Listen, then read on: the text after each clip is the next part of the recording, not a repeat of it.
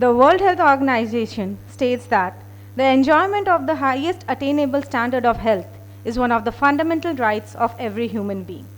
With this powerful affirmation, we begin today's conference on public health and human rights, a multidisciplinary approach to equity, justice, and resilience. This conference is being organized by the DME Law School, Noida, in collaboration with the University for Peace, Costa Rica, an institution established by the United Nations General Assembly and is powered by Vidhi Shastras, advocates, and solicitors.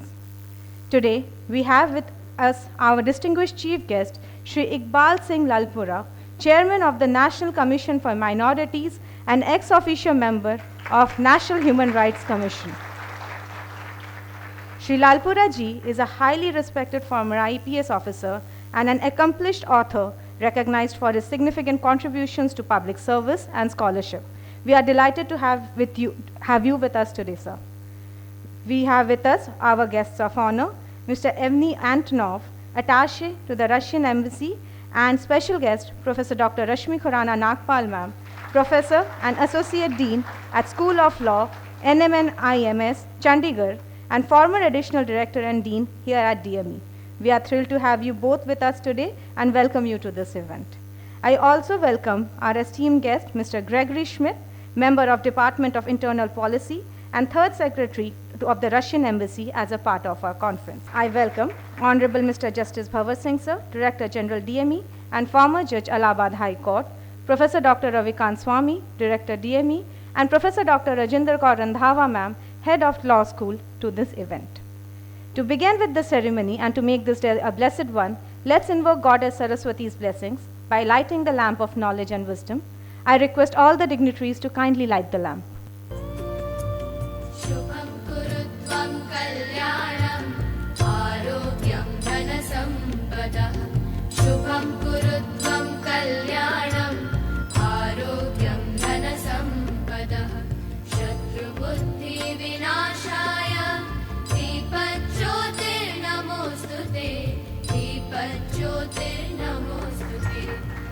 Dipajyotir parabrahma. Dipajyotir janardana. Dipajyotir parabrahma. Dipajyotir janardana. Dipo hartu me papam. Sandhya deepa namostute. O deepa brahma rupastham. Jyotisham prabhuravyayah. O deepa brahma rupastham. Jyotisham prabhuravyayah. Arogyam dehi putrausha mati. Up next, we have a video montage of the glimpses of DME. This presentation beautifully captures the spirit, achievements, and vibrant community life that make DME a center of excellence and gives you a deeper insight into the dynamic and inspiring environment that we all are very proud to be a part of. I request the IT team to play the same.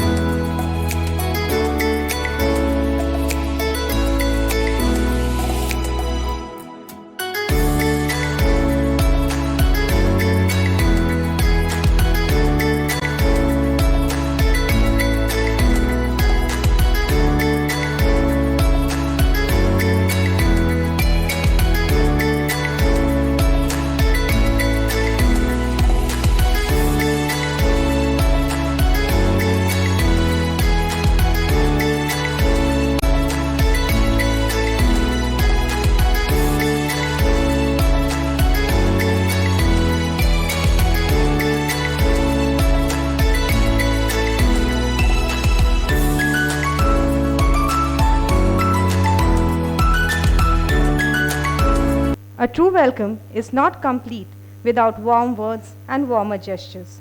We are very honored that our guests could join here today. I now request our Director General, Honorable Mr. Justice Bhavar Singh Sir, to welcome our chief guest with a planter.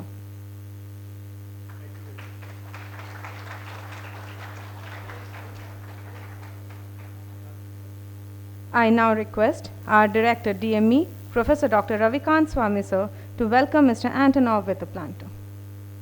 I request Dr. Rajinder Kaur Randhawa, Head DME Law School, to welcome Dr. Nagpal with a planter. I further request Dr. Randhawa to welcome Mr. Schmidt with a planter.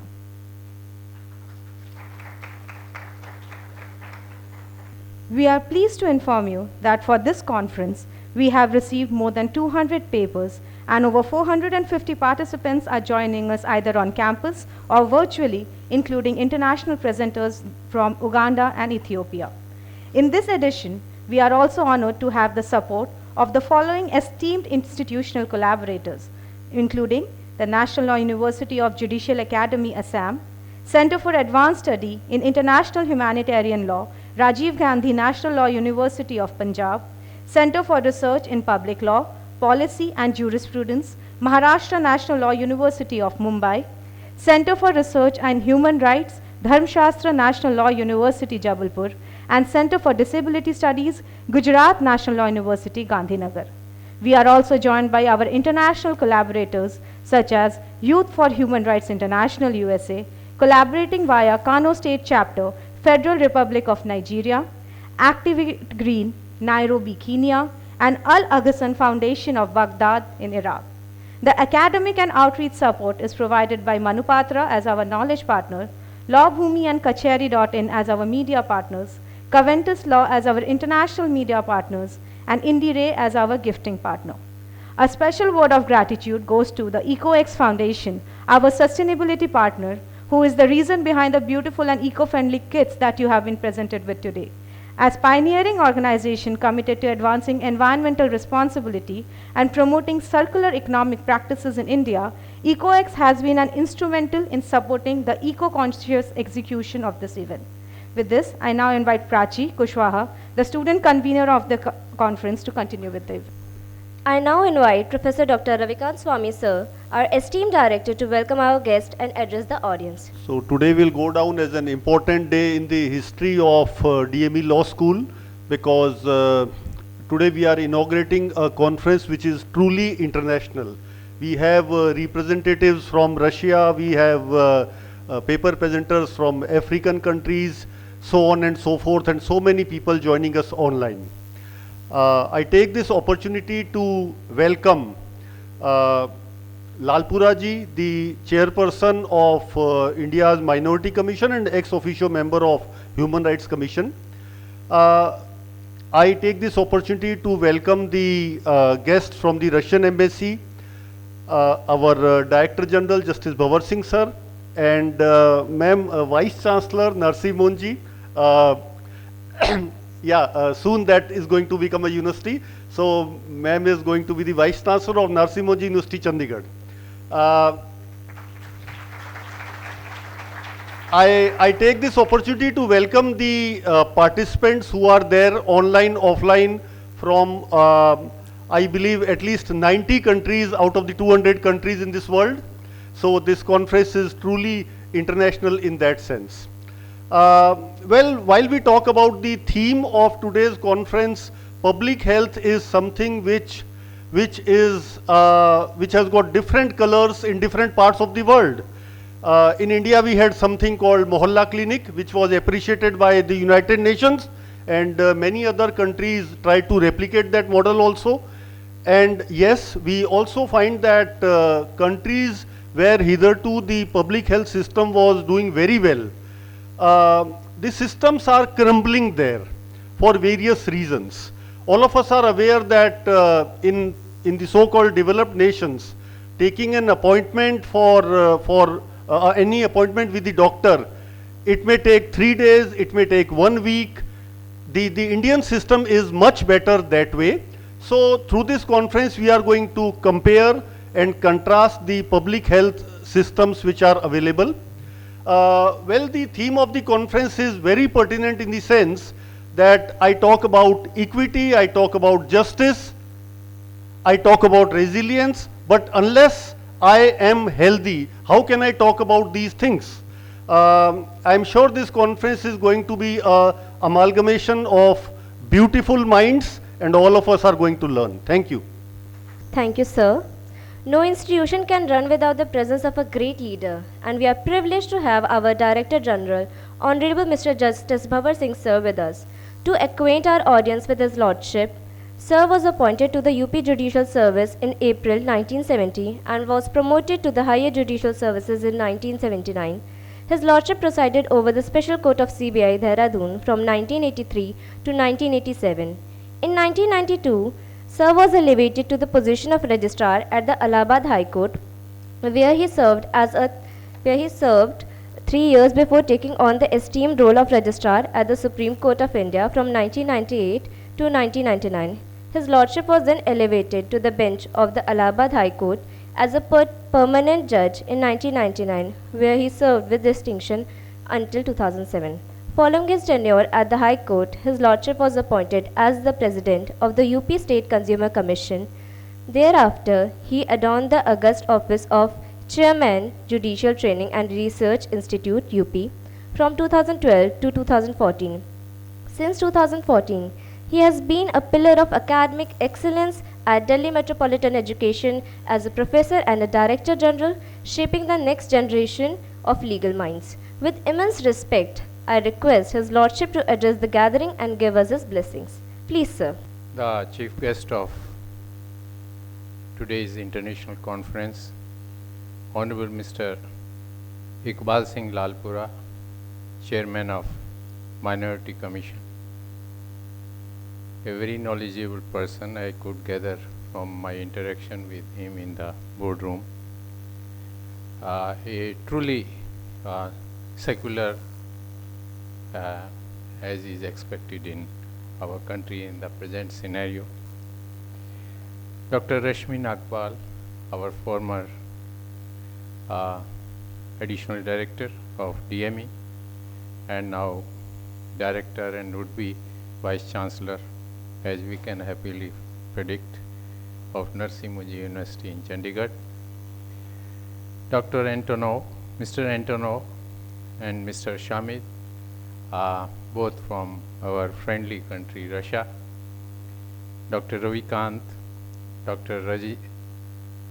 Rajinder Kaur Randhawa, HOD, Law, DME, our faculty members, and dear participants, students, ladies and gentlemen. There are two rivals in our country who can be said to be rather enemies to the health and human rights in India. One of them, I may be excused to say, has been the police, and the others, the medical practitioners. They have always been committing cruelties, brutalities, and atrocities on the health of the members, the citizens of our society. Health and human rights were recognized for the first time in our Hindu mythology, and ever since we have always respected the men, women, and every king, the ruler used to take care of the health of the subjects. Moving on board after World War, 1948 Universal Declaration of Human Rights was signed by the members of the UNO, and it recognized health of the citizens of all the countries as the human rights. And likewise, the International Covenant on Civil and Political Rights 1966 also recognized the health as highest attainable standard of physical and mental health. Friends, the Britishers, when they were ruling India, they used to chase the criminals as history sheeters, and even during midnight, those who were suspected to commit crimes, they were knocked at their houses at the midnight to ascertain that the person who is suspected criminal is there and has not gone to commit some robbery, dacoity or murder anywhere. But when India got free, then this practice of history sheet was disbanded by the Supreme Court's verdict. And in fact, it was considered to be not only a attack on the health of the people, the public at large, but it was also considered to be against the human rights, because everybody, and now it has been recognized by the Supreme Court of India, that right to sleep is a fundamental right. Friends, in early days of our free country, in West Bengal, lot of brutalities and custodial atrocities were committed by the police. There was one executive chairman of Legal Services Authority, Mr. D.K. Basu. He sent a letter to the Supreme Court and pleaded in it that this letter be treated as to be a PIL petition and appropriate instructions be issued to the police not to commit any kind of brutality, as it goes to affect adversely the health of those who are invited to police stations for investigation or interrogation, etc. In those days, in fact, lot many custodial deaths were being committed, and that was without any accountability. The police was not accountable for the custodial deaths. But then the Supreme Court came to the rescue of the innocent persons who were interrogated during investigations, and many instructions were issued to the police across the country that women should not be arrested during nights, number one. Number two, if a person is arrested, then she should be communicated with what offense he or she has been charged. Then her family members should be communicated about the arrest, and also such detained persons should be communicated that they are entitled to consult lawyers. Friends, it was one way the respect for the human rights of the persons, of the citizens of India. On the other hand, the hospitals, the doctors, it was considered in past that it also happened in West Bengal. One Hakim Sheikh, in an accident when he fell from a running railway compartment, when he was taken to hospital, he was denied admission there, and he went from one hospital to another, but no hospital admitted him because he was a poor person. He could not have afforded to pay the fees of the hospitals. It was really a atrocity on the health of those patients who needed immediate surgery to save the lives of such persons. Then also the organization known as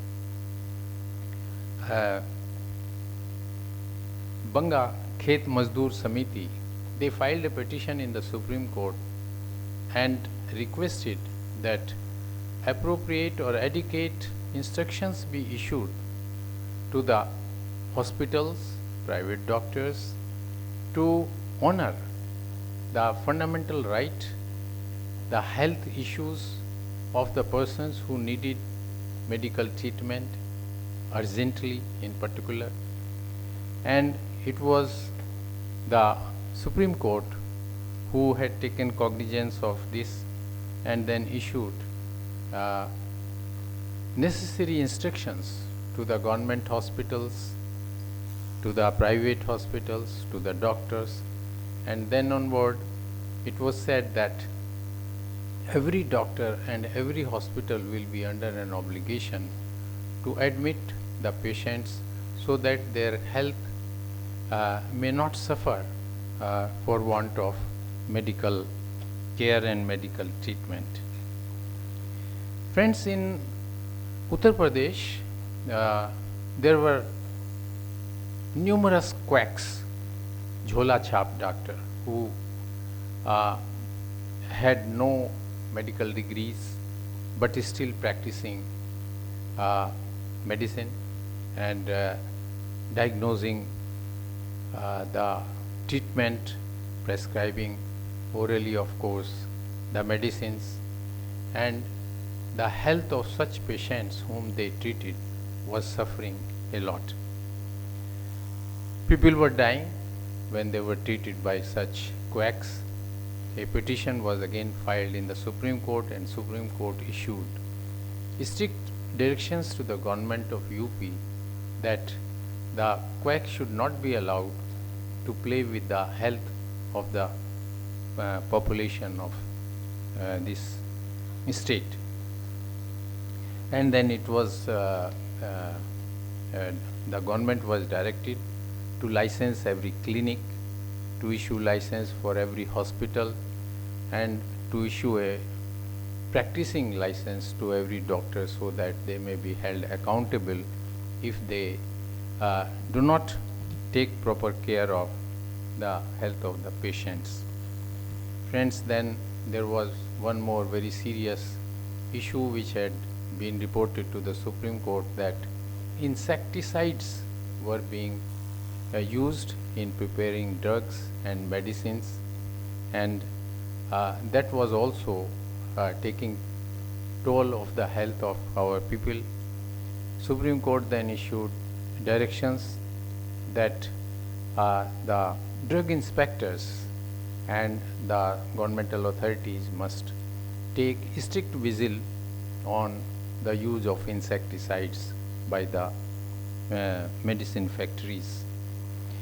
Friends, it is how that the health has been considered as a fundamental right, as a human right in our country, and the Supreme Court has played a very important role in defining health under Article 21 of the Constitution of India, and if there were any violations, then it was considered to be a breach of the constitutional provisions envisaged under Article 21, which is fundamental right to life and liberty.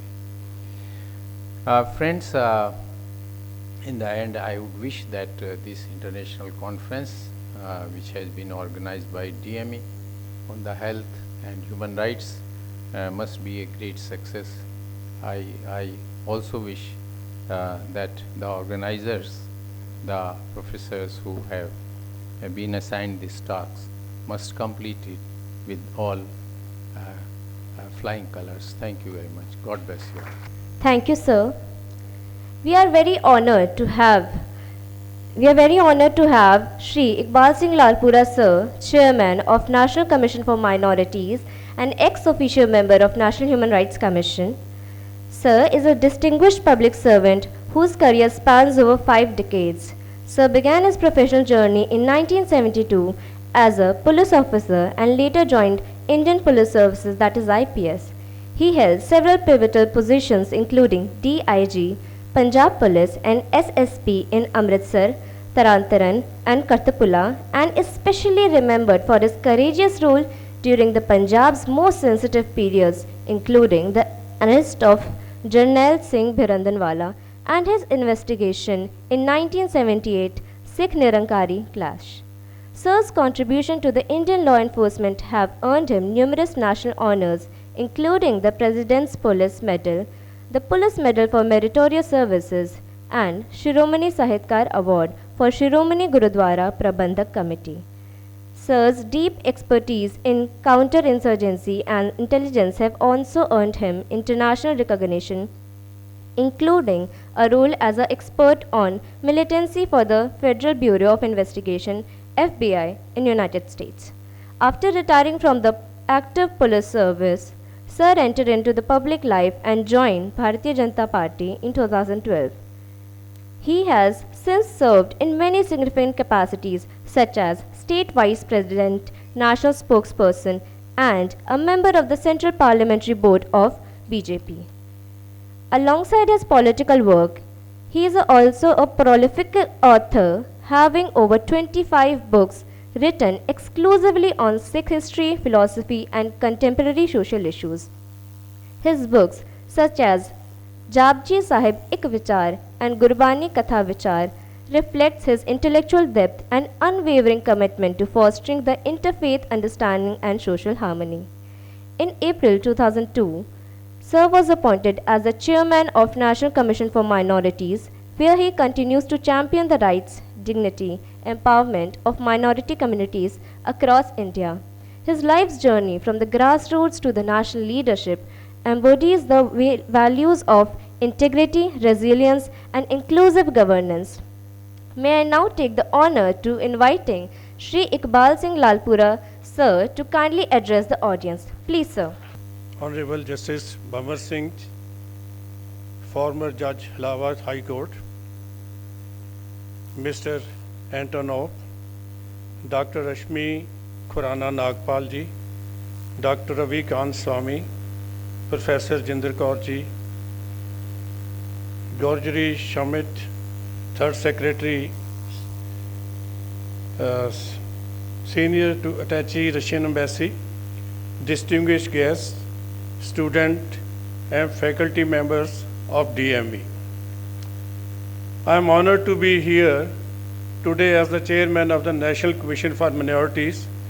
As we gather in this esteemed institution, I would like to emphasize the importance of health, equity, justice, and resilience in our society.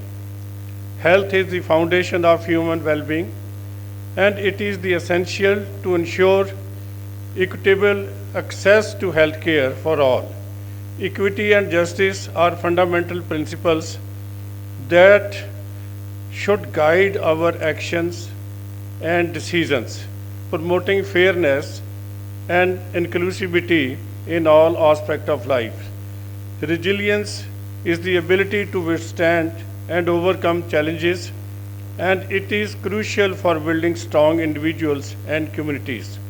As we look to the future, it is essential that we prioritize the needs and concerns of all communities, including minority communities. However, let's not focus solely on minorities. Let's consider the broader context of India. Foreign rule and slavery have indeed been detrimental to our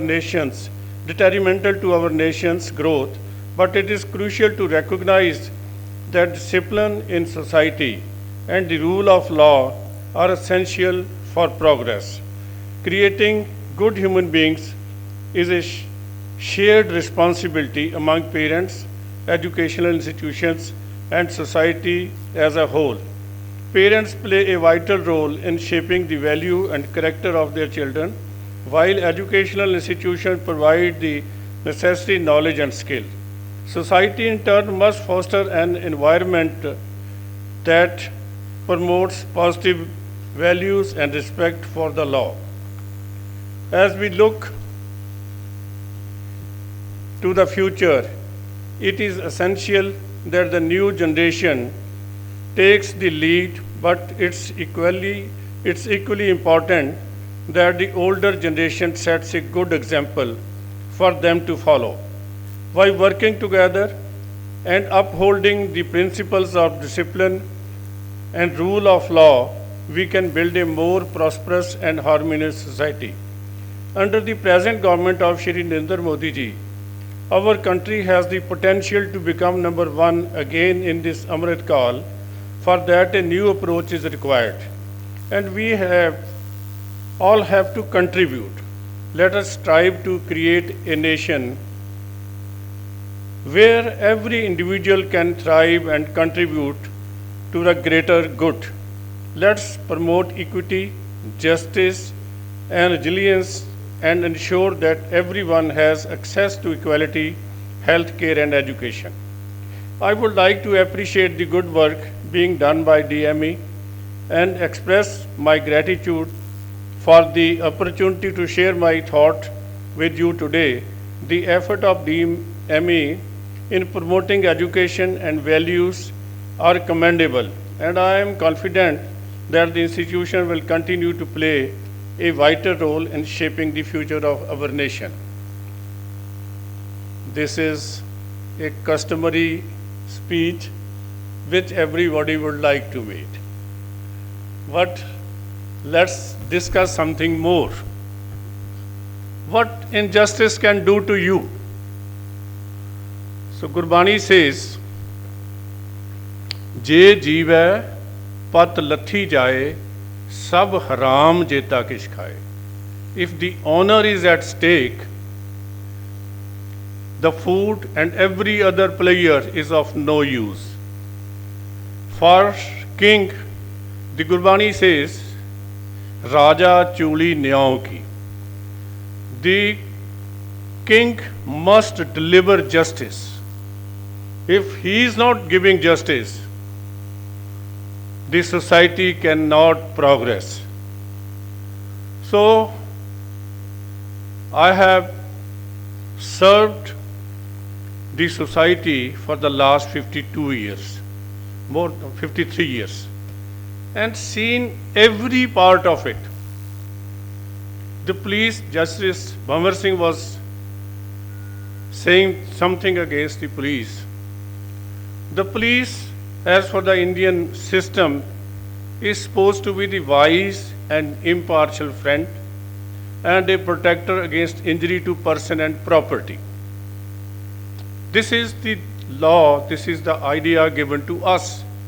But it is again the duty of all law-abiding citizens to arrest criminals and assist the administration, the government agencies, the police and the magistracy are there to assist the public in their general responsibility. Now we have to create this type of society. When I joined police in 72, I was under training with a session judge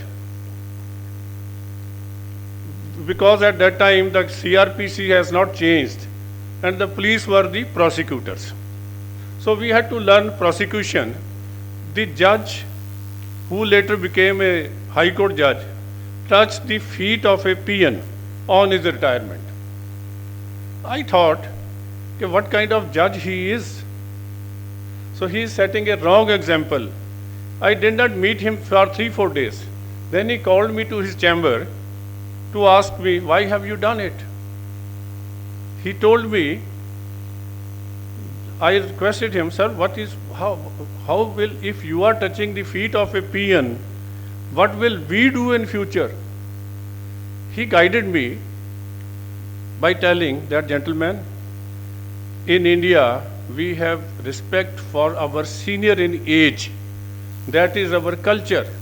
This man has retired and I am still serving. You have just joined. He is senior to us.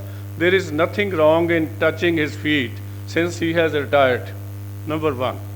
Number two, I have apologized. For what? For 35 years, he was being rebuked, abused by his seniors sitting on my chair, including me. Now, third thing, his family is here. How will he face his family? Now, I have told him two things. Whenever you have a problem, you come to me. It is my duty to look after his interests as far as pension and gratuity and other funds are concerned. I have not done anything wrong. I found the best knowledge from him and I followed it throughout my career, even today. Even if anybody retires or transfers, I offer him the same respect. So this is how you learn, how you have to set an example. The other thing, you mentioned that I investigated the Nirankari case in 1978. In that very case, the accused were acquitted on a very flimsy ground. And there was no appeal from the state. And the result is the Punjab is burning today. So, why? Somebody has to take the responsibility. Nobody, I tell you, if injustice is done to me, I have seen people going mad about it. Once a person came to me that my land has been taken over by someone close to me. Now as district SP, I marked the application to one officer. He came with the result that the applicant is wrong. And my friend was right. The person again came to me. I marked it to the other officer. 3 times I did. But the result was same, that this person is wrong. He is falsely leveling application. Because I was the boss. And the accused person was my friend. What I did, one day, he was agitating before my office as a madman. I asked my officer, what is the problem? He said that old man is a fool, he is doing it. I call him to my office. He came to my office. I said, what is the problem? He said, sir, your officers are not doing the right thing. They are misguiding you. I thought that he is not a madman. I told him that I will go to your office, to your land personally. I asked my DM, the district magistrate, to depute some revenue officer. I reached there and found that the petitioner was right and my friend and my officers were wrong. I immediately ordered that this should be rectified in my presence only, and told the officer, my friend, to pay the amount for the trees he has taken over. The son of my dead friend is now a member parliament. But I had the courage to annoy my friend and do justice. I have been dealing with I was also introduced that as a person who arrested Bhindranwala. It was a hell of a thing to think of arresting that man. Particularly when the government had given him 7 days time to collect people around him. He was to be arrested on 13th of September 1981. I objected if this kind of, he will be given time, that there can be law and order problem. They said, now you will arrest him. On 20th, he was arrested. 11 people died over there. And why he was arrested?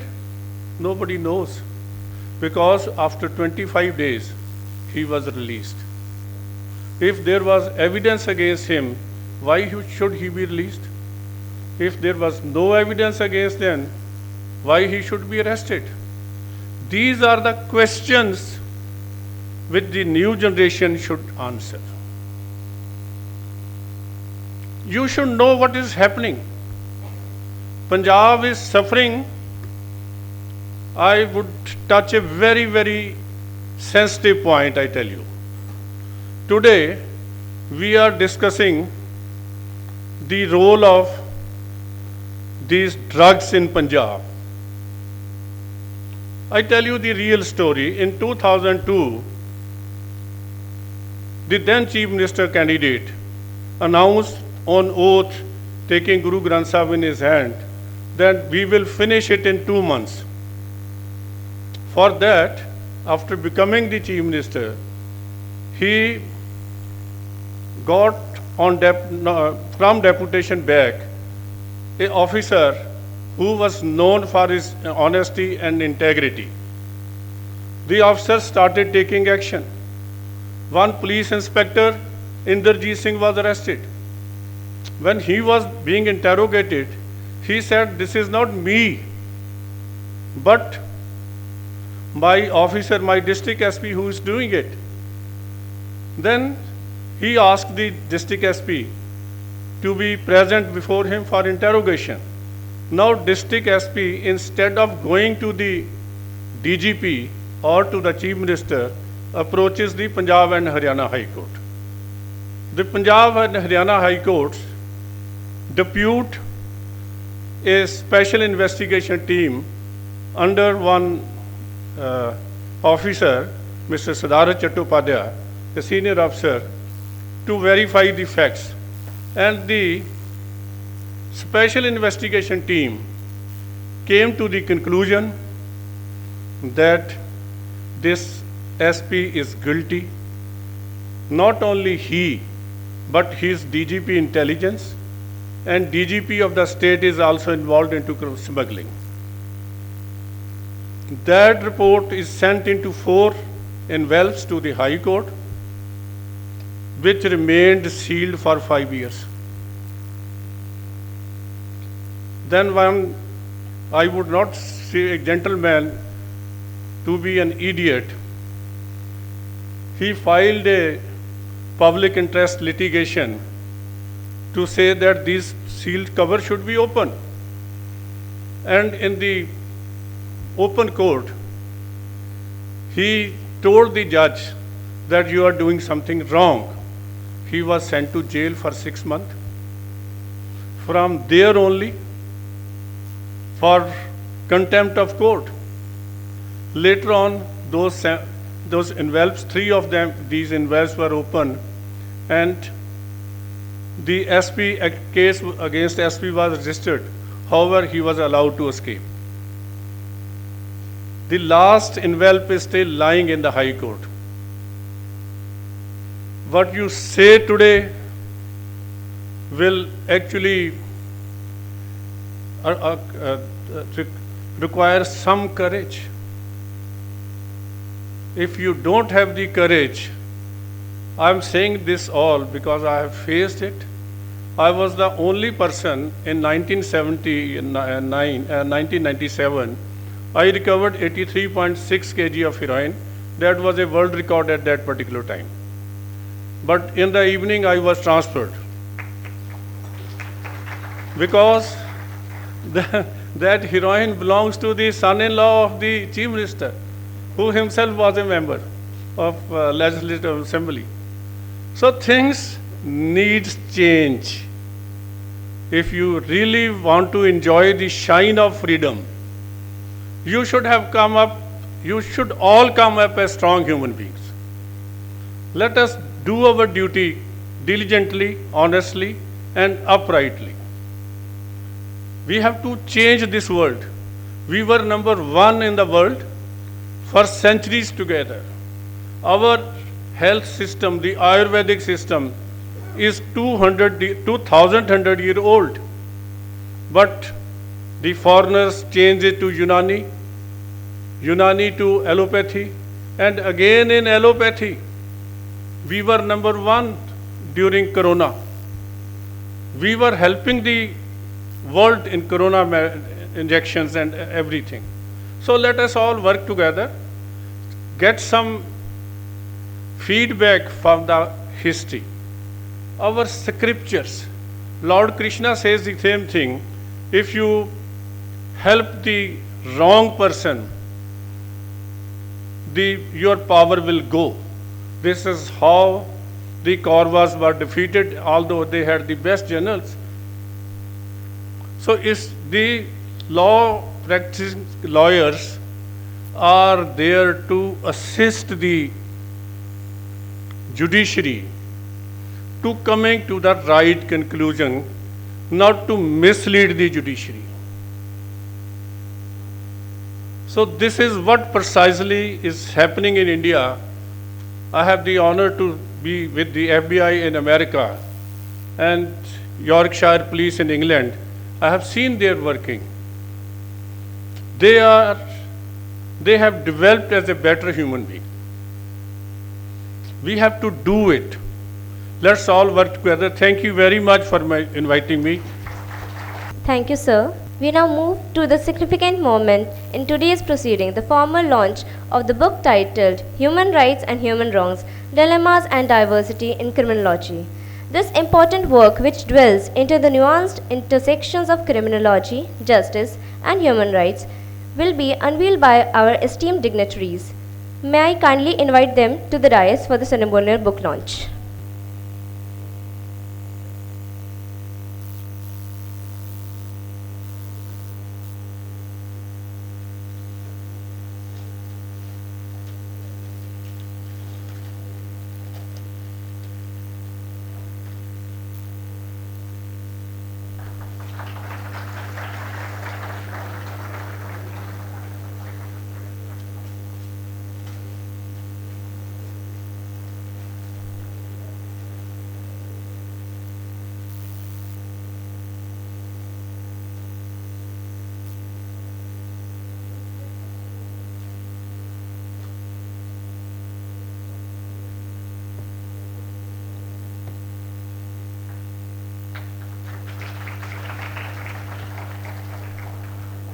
We also have with us our special guest, Dr. Rashmi Khurana Nagpal, Associate Dean, School of Law, NMIMS Chandigarh, and former Additional Director of DME. Ma'am has over 25 years teaching experience and was a program coordinator and examiner for the UGC e-Pathshala project with NLU Delhi. I invite Ma'am to say few words about the genesis of this book. Please, Ma'am.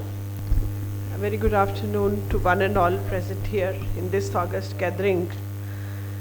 Respected Shri Iqbal Singh Lalpura ji, the chief guest of the event, our mentor, guide and inspiration, our very own Director General, Honorable Justice Bhavar Singh, who is the leading force behind all our endeavors at DME, our esteemed guest from the Embassy of Russia, Professor Swami, Director DME, without whom no endeavor of ours is possible to be undertaken, Dr. Randhawa, Rajendra Randhawa, Dean, DME Law School, my dear faculty members at DME, all the participant researchers, and my dear students. First of all, let me congratulate the organizers of this international conference for choosing a theme which is so very apt, public health and human rights, and then equally inspiring to choose the guest of the event who has diverse background and an extremely illustrious career. We have just heard sir, and I think his words will remain imbibed in our minds for long. A big applaud for having sir here. Right in the morning when I came here, I was told to speak for 5 minutes, which then I had to tell the organizer that it amounts to injustice because your topic is human rights, it is equity, justice and resilience. Injustice because of the reason To a professor, if you say to speak for 5 minutes, where we are used to taking one lecture for 60 minutes, giving 5 minutes amounts to injustice. So I will have to finish this in 5 minutes only now. But thank you so much for having me here. It's an immense gratitude and also a feeling of joy to be here at DME whenever I'm invited to.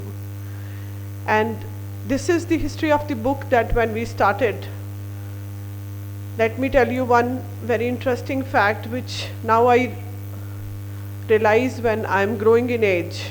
When I was very, very young, my father used to tell me that when people are running after wealth, accumulating money, you only see people and run after people, because money will buy everything, but good company, good people will be worth the asset. And then I did not realize it then that he talked about social capitalism. This I realize when I grow elder in years, that this is the book which is the result of social capitalism. As I moved out of DME in January 2024, this was an endeavor which we took up in 2023.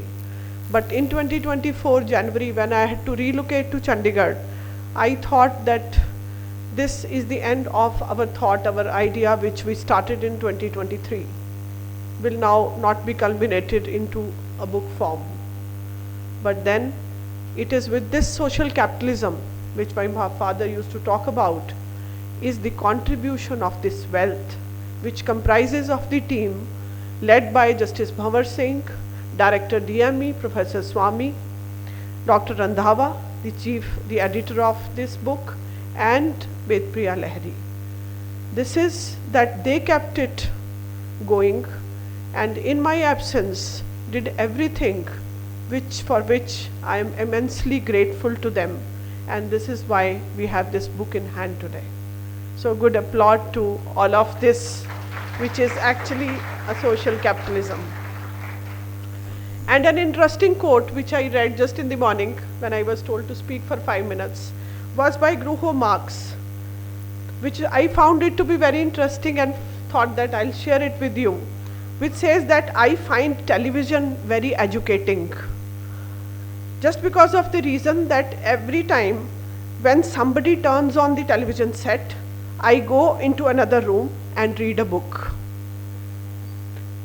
I think for all of you, when I took over criminology as a subject to teach way back in 21, when I joined DME, just because it was the session had already started and I was keen to teach one subject that I wanted to take, but then all subjects were assigned.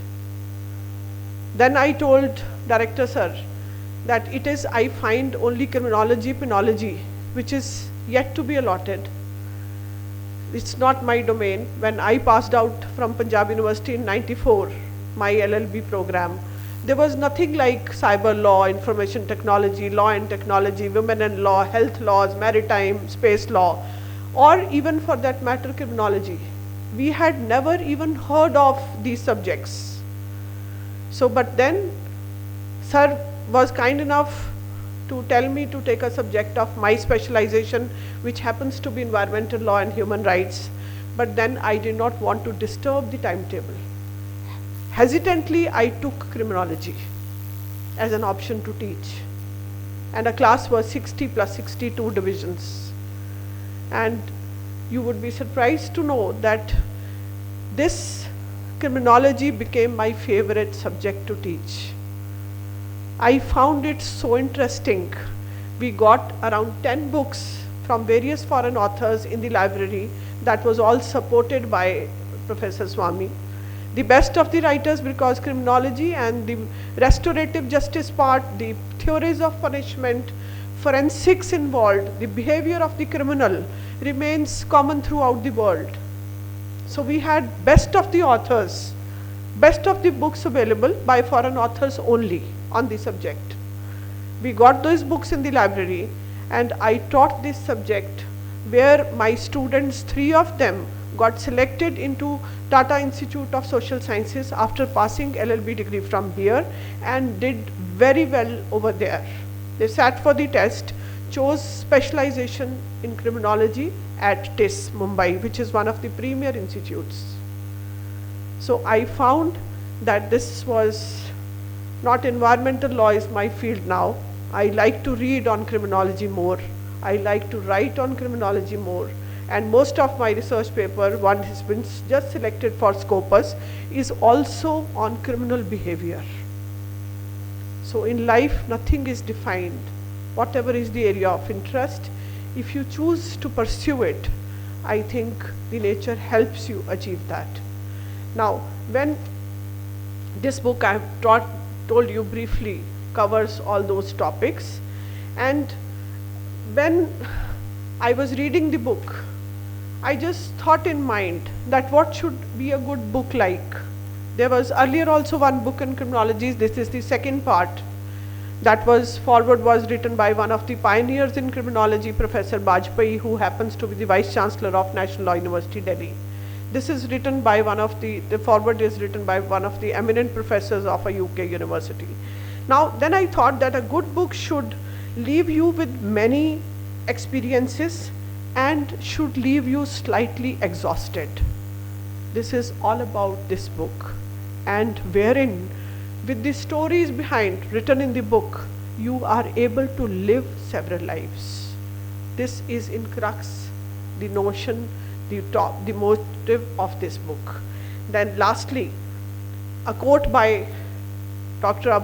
APJ Kalam, which highlights the profound value of both the books. Since you are all law students, I also happen to be a law student, which happens to highlight the profound value of both the books and friendship in our lives. Dr. APJ Abdul Kalam said, one best book is equal to 100 good friends, and one good friend is equal to a library. Keep yourself in the company of good friends always. My best wishes to you. Thank you so much. Thank you, ma'am. May I now request Honorable Mr. Justice Bhavar Singh Sir to felicitate our chief guest Shri Iqbal Singh Lalpura Sir, Chairman of the National Commission for Minorities, with a token of our gratitude.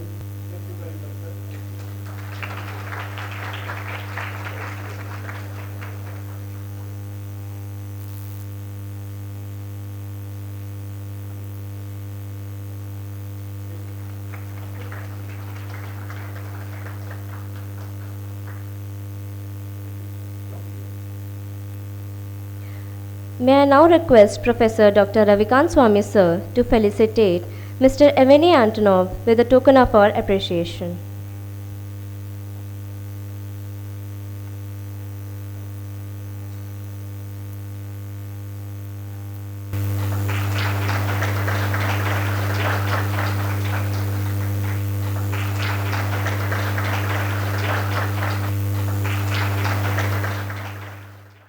May I now invite Professor Dr. Rajendra Kaur Randhawa ma'am to felicitate our special guest Professor Dr. Rashmi Khurana Nagpal, Associate Dean, School of Law, NIMS, Chandigarh.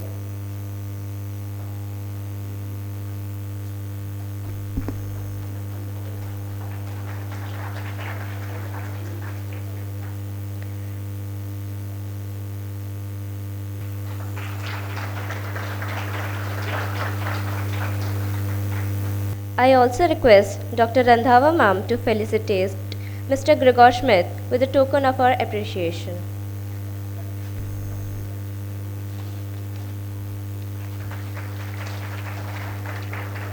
As we near to the conclusion of the inaugural event, it is now my pleasure to invite Professor Dr. Rajendra Kaur Randhawa ma'am, Head, TME Law School, to deliver the vote of thanks. Please, ma'am. Thank you so much, Prachi. Honorable Chief Guest, Shri Iqbal Singh Lalpura ji, Mr. Evgeny Antonov, Attaché to Russian Embassy, along with Mr. Gregory Schmidt, special guest Professor Dr. Rashmi Khurana Nagpal, our Director General, Honorable Mr. Justice Bhavar Singh, our Director DME, Professor Ravikant Swamy, other guests in the audience, dear participants, colleagues, and my dear student. It is my profound privilege and honor to extend the vote of thanks on behalf of DME Law School on the inaugural ceremony of our annual event, International Conference on the topic Public Health and Human Rights. Today marks the beginning of a journey towards the great understanding, empathy, and action in the realms of public health and human rights. This is a topic that has gained momentum, increasing importance in the global discourse over the past few decades. And as we face the evolving challenges posed by pandemics, health disparities, and growing burden of communicable and non-communicable diseases, the relationship between public health policies and human rights protection, this cannot be overstated. And we stand at this pivotal moment that I am filled with a profound sense of optimism, knowing that we have gathered here from different corners of the world, united by one common purpose. First and foremost, I would like to express our heartfelt gratitude to our chief guest, Sardar Iqbal Singh Lalpura ji, whose presence had added immense value to and significance to this event. Your insightful words have inspired us all, sir, and set the tone for what promises to be an intellectually stimulating, enriching, and transformative conference. Thank you so much for taking your precious time out of your busy schedule to address the August gathering. I would also like to express my gratitude to Mr. Evgeny Antonov, along with Mr. Gregory Smith, for their gracious presence today, and we are grateful to you for having accepted our invitation to grace the occasion. I'm also grateful to Professor Dr. Rashmi Nagpal for joining us today, and would like her to congratulate her on the release of this book. It is hard work of past 2 years, which has truly paid off today. And everyone at DME shares an unbreakable bond with ma'am. And though she is not associated with DME today, but her contributions continue to inspire and leave a lasting impact on everyone who had the privilege to work with her. My sincere thanks to our Director General, Sir, Honorable Justice Bhavan Singh Ji, for always being there as a mentor, as a guide, showering his kind blessings upon us. And sir, with your grace, we are able to conduct this international congress on such a large scale. My sincere thanks to our Director, Sir, Professor Ravikant Swami, for his immense support and always for his invaluable inputs, how we can do better to conduct such prestigious events. My sincere appreciation also goes to the esteemed resource persons who have graciously accepted the responsibility of chairing the technical sessions and assess the performance of the participants. Your expertise and commitment to the pursuits of justice are invaluable to us, and we are truly honored to have you with us. I would also like to extend our gratitude to all the participants. Your presence here today signifies a shared vision of the world where everyone enjoys the fundamental human rights to a healthy and fulfilling life. My sincere thanks to our sponsors, Vidhi Shastra, EcoX, Indire, Manupatra, for their valuable contribution and sponsorship for the conference. Your generosity and support have been instrumental in making the conference a reality. I'm equally thankful to our international collaborators, University of Peace, Costa Rica, Organization Activate Greens, Kenya, Youth for Human Rights International, USA, Al Aghasan Foundation, Iraq, our national collaborators, NLU Assam, and various centers of NLU Jabalpur, RGNU Al Patiala, MNLU Mumbai, GNLU Gandhinagar. A special word of thanks is also due to the faculty in charges, Ms. Bedpriya Lahiri and Ms. Mansi Madan, and all the other faculty members for their invaluable contribution, working tirelessly behind the scenes in the preparation of this event. Last but not the least, I would also express our gratitude and appreciation to the students' organizing team and all the volunteers who are working tirelessly to ensure the smooth execution of the event. Thanks to your efforts that we are able to come together today to champion the collective good through the promotion of public health and the protection of human rights. I extend our heartfelt gratitude to each and every one of you for gracing us with your esteemed presence. And to conclude, let us all look forward to exciting journey that lies ahead in the conference. May it be a platform for the vibrant exchange of ideas, fostering of camaraderie among participants, and carry forward the lessons learned and connections made here during the conference with the renewed determination to advocate for equity and justice in public health, not only as the goals to be achieved, but principles to be upheld.